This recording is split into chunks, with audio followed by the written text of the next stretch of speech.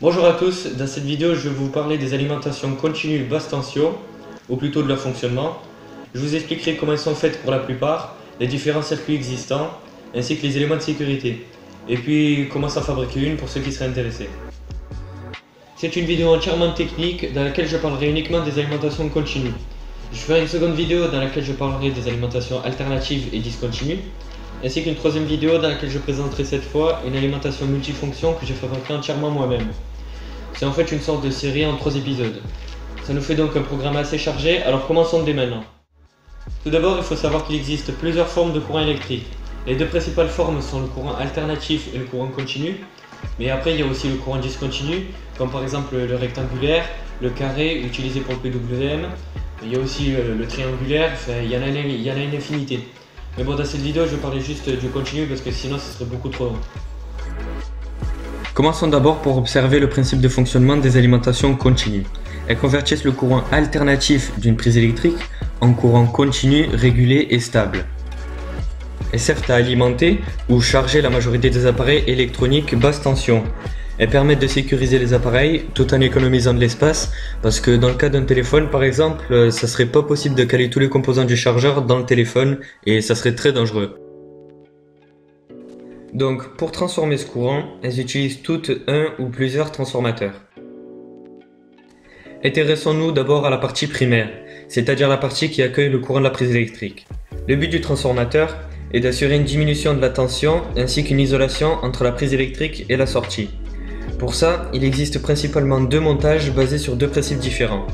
Le premier, qui est celui qui demande le moins de composants, consiste simplement à brancher un transformateur abaisseur de tension sur la prise électrique. Le secteur fournissant un courant alternatif, le transformateur permet de diminuer la tension selon le rapport entre primaire et secondaire. Cette technique peut paraître très bien, mais elle a un défaut, voire même plusieurs. Si on veut faire une alimentation assez puissante, on se rend vite compte que le transformateur doit être très grand et il chauffe vraiment beaucoup. Donc au final, on ne peut pas se fabriquer une alimentation qui soit à la fois petite et puissante. Et puis c'est pas économique puisqu'il y a beaucoup de pertes. Ces problèmes sont causés principalement par deux facteurs. Premièrement, la puissance d'entrée. La puissance est très élevée, ce qui oblige à utiliser de grandes bobines de fil très fins pour limiter l'intensité du courant qui circule à l'intérieur. L'inconvénient est que le fil étant fin, il sert de résistance et a tendance à chauffer. Et puis, une grande bobine prend beaucoup de place, donc le transformateur doit être très grand et doit dissiper la chaleur. Deuxièmement, le courant alternatif est à une fréquence de 50 Hz. Or, le rendement des transformateurs est bien meilleur lorsque la fréquence est élevée. À 50 Hz, les transformateurs ont des difficultés à réceptionner efficacement le champ magnétique au niveau du secondaire. Et qui dit mauvais rendement, dit perte d'énergie et donc production de chaleur. Ce montage est simple et nécessite peu de matériel, il peut être produit facilement, cependant il a un assez mauvais rendement. S'il n'existait pas d'autre montage que celui-ci, tous les chargeurs d'ordinateur, chargeurs de téléphone, les alimentations pour ordi de bureau et autres alim délivrant de forts courants ne pourraient jamais être aussi miniaturisés. Il faudrait nécessairement beaucoup de place pour dissiper toute cette chaleur, sans compter des ventilateurs à placer pour refroidir le tout et un très gros transformateur qui pèse vraiment beaucoup. Alors, comment arrive-t-on à passer d'une alim gigantesque avec un rendement dégueulasse à une alim toute petite, compacte et légère et un rendement excellent? Déjà, il faudrait augmenter la fréquence du primaire pour avoir un meilleur rendement. Mais vu qu'une prise électrique délivre un courant à une fréquence de seulement 50 Hz et pas plus, on est obligé de convertir le courant en continu et d'ensuite utiliser un oscillateur HF pour découper le courant. L'oscillateur HF va alors activer et désactiver un transistor MOSFET qui lui envoie ou pas du courant dans le primaire. Ce petit montage s'appelle un Nasher série. Les deux condensateurs servent à ce que le courant qui entre dans le transformateur ressemble un peu plus à une sinusoïde. Ils sont pas obligatoires, c'est juste selon la ligne qu'on veut faire, ça peut avoir un certain intérêt. L'avantage de tout ce système, c'est qu'on a un total contrôle sur le primaire. Je veux dire par là qu'on peut régler le rapport cyclique des impulsions de l'oscillateur de manière à avoir une certaine puissance qui entre dans le transfo. Et donc pouvoir utiliser un tout petit transformateur, voire même une tour de ferrite, puisqu'il n'y a plus besoin d'un gros primaire pour limiter le courant. En ajustant le rapport cyclique, on peut envoyer pile la puissance nécessaire. Par exemple, une alim 100 watts enverrait environ 100 watts au primaire. Alors qu'en branchant le transfo directement, vu qu'une prise électrique a une puissance de 3500 watts, la bobine doit être grande pour servir de résistance et limiter la puissance à 100 watts. Or, vu que la bobine sert de résistance, elle chauffe beaucoup. Une alim fonctionnant sur ce principe s'appelle une alim à découpage, puisque le courant est découpé à haute fréquence. Ce montage permet une miniaturisation bien plus importante des composants, en partie par l'augmentation du rendement. Il permet également de consommer plus intelligemment de l'électricité. Et oui, parce que comme j'ai dit précédemment, on peut contrôler le primaire. Parce que dans toutes les alimentations, on remarque qu'elles consomment toujours du courant même quand il n'y a aucune charge à la sortie. C'est parce que le primaire est une bobine et qu'il y ait quelque chose ou pas de branché au secondaire, la bobine laisse toujours passer du courant. Il faudrait donc un système pour réguler le courant en entrée du transformateur selon ce qu'on connecte à la sortie, de manière à ce que la lime ne consomme pas ou peu de courant lorsqu'on ne s'en sert pas. Elle se mettrait en quelque sorte en veille quand il n'y a pas de charge dessus. L'idée consiste à modifier en permanence le rapport cyclique de manière à ce que la puissance moyenne soit environ égale à la puissance consommée sur la sortie.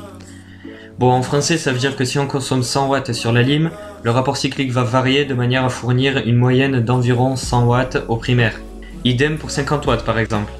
Cette variation de rapport cyclique s'appelle MLI ou PWM. En réalité, il doit fournir un peu plus que ce qui est consommé sur la sortie pour compenser les pertes de rendement qu'il y aura dans le reste du circuit. L'oscillateur doit être capable de réajuster le rapport cyclique selon ce que l'on demande à la sortie. Pour ça, il doit prélever la tension présente au borne de la sortie, puisque lorsqu'on connecte une charge, la tension chute. Il faut alors augmenter le rapport cyclique pour envoyer plus d'énergie et que la tension remonte. Pour prélever la tension, il est fréquent d'utiliser un photocoupleur ou octocoupleur, c'est la même chose. On en voit dans quasiment tous les chargeurs de téléphone et même dans les grandes alimentations. Un photocoupleur est composé d'une LED et d'un phototransistor. Plus la tension aux bornes de la sortie de la lime est élevée, plus la LED émet de lumière. Et plus elle est allumée, plus le phototransistor est activé.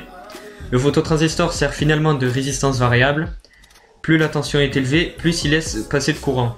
Et ça tombe bien puisqu'un oscillateur ça se commande justement avec une résistance variable. Par contre, il faut des valeurs de composants précises pour que le circuit fonctionne correctement. Voilà pour l'oscillateur, je ne vais pas trop rentrer dans les détails parce qu'il n'y a pas tant de choses que ça à dire. On peut utiliser n'importe quel oscillateur, il faut juste qu'il soit réglé par rapport aux valeurs des autres composants. Remarque, vu que le transformateur fonctionne à une fréquence élevée, il vaut mieux mettre un écran électrostatique parce que le noyau solide du transformateur se comporte comme un condensateur entre le primaire et le secondaire, ce qui fait que le secondaire n'est pas totalement isolé. Il faut donc mettre un écran électrostatique, c'est une feuille de cuivre qu'il faut enrouler autour du transfo sans que les deux extrémités se touchent et qu'il faut relier à la terre. La feuille de cuivre casse entre guillemets cette capacité. Autre remarque, au niveau du redressage de la prise électrique, si la lime n'est pas très puissante, on peut utiliser seulement une diode au lieu de 4. Puisque la fréquence est élevée et le rapport cyclique faible, une seule diode suffit pour redresser le courant. Ça aboutit au même résultat tout en économisant du matériel. De plus, on peut brancher ce type de circuit sur 230 volts, mais aussi sur 120 volts, puisqu'on peut adapter le rapport cyclique. Et dernière chose que j'ai pas précisé, au secondaire on peut avoir plusieurs sorties indépendantes, ou même un transfo à point milieu, ce qui permet d'avoir par exemple plus 12 volts et moins 12 volts, ou alors 24 volts. Ça peut avoir un intérêt pour alimenter certains montages, comme par exemple des amplis opérationnels, qui doivent être alimentés avec une tension positive et négative. Voilà, tout ce que je viens de dire c'est pour la partie primaire. J'espère que vous n'êtes pas mort en chemin parce que maintenant je vais parler de la partie secondaire. Le but de la partie secondaire est de redresser, réguler et sécuriser le courant de manière à ce qu'il puisse être utilisé comme il faut. Pour redresser le courant, on peut utiliser un pont de diode et un ou plusieurs condensateurs de manière à obtenir une tension continue. Une fois que la tension est continue, il faut pouvoir la réguler. Mais avant tout, on peut d'abord placer une diode Zener de manière à ce que s'il y a une variation de tension au niveau du secteur, plutôt que la lime se mette à débiter une tension plus faible que la normale, la diode Zener coupe le courant. Maintenant que la lime ne peut pas débiter une tension plus faible que la normale, il faut un système pour ne pas qu'elle soit en surtension. On peut utiliser un régulateur de tension 78 ou 79, ça permet d'avoir une tension tout à fait fixe, mais il ne peut pas délivrer beaucoup de courant parce que rien qu'à 1 ampère il chauffe énormément. Et oui, ce régulateur se comporte comme une résistance, donc toute la puissance inutilisée part en chaleur. Heureusement, il y a un autre montage beaucoup plus efficace qui s'appelle un buck converter. C'est exactement le même système qu'au primaire d'une alime à découpage. Un signal MLI haute fréquence permet d'avoir en sortie une tension précise. De plus, on peut placer un potentiomètre pour choisir soi-même la tension qu'on veut. Ça permet d'avoir une alimentation variable pour des tests, etc. Le buck converter a vraiment un rendement excellent, supérieur à 90%, et le transistor MOSFET est capable de faire circuler un très fort courant contrairement aux autres régulateurs. Remarque, on peut placer un régulateur positif et un négatif sur un transformateur à point milieu, pour avoir deux tensions régulées. On peut le faire avec des régulateurs 78 et 79, mais aussi avec des buck converters. Bon, ça y est, on a une alim puissante avec redressage et régulation, mais est-elle sécurisée? Eh bien, je pense pas, non. Voire même pas du tout. Il faut déjà placer des fusibles sur toutes les sorties, ainsi qu'aux primaires, parce qu'une alim 300 watts en court-circuit, ça fait un bon petit incendie. Après, si vous voulez pas changer souvent vos fusibles et que vous avez une alim à découpage, l'oscillateur peut couper le courant s'il détecte un court-circuit ou une surconsommation. Mais il vaut mieux toujours garder des fusibles au cas où il y aurait un problème, quelque chose de défectueux par exemple. Il faut aussi brancher le fil de terre à la carcasse métallique si vous la faites dans un boîtier en métal. Parce que si un composant touche la coque en métal et que vous touchez l'alimentation, vous vous électrocutez. Ensuite, toujours pour ne pas vous prendre le jus, vous avez vu que dans tous les cas il faut un transformateur pour ne pas manipuler le secteur directement à la sortie. Ça s'appelle une isolation galvanique.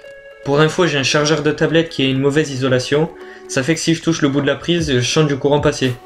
Parce que même si c'est que 5 volts, le courant passe pour rejoindre la Terre, et la Terre a un grand potentiel électrique, donc je sens quand même quelque chose. Voilà, je vous ai présenté différentes façons de fabriquer une alimentation. Vous pouvez maintenant vous fabriquer la vôtre. Il faut juste pas trop faire de guignol et normalement ça se passe bien. Quoi qu'il en soit, lorsque vous faites votre alimentation et même lors du premier branchement, utilisez un transformateur d'isolement et vérifiez bien l'isolation en mettant par exemple un ampèremètre alternatif entre le primaire et le secondaire pour voir s'il n'y a pas de fuite de courant. Ça y est, cette vidéo très théorique, très technique est terminée. J'espère qu'elle vous a aidé ou alors au moins qu'elle vous a occupé pendant un bon moment. Je présenterai mon alim 712 watts dans une prochaine vidéo.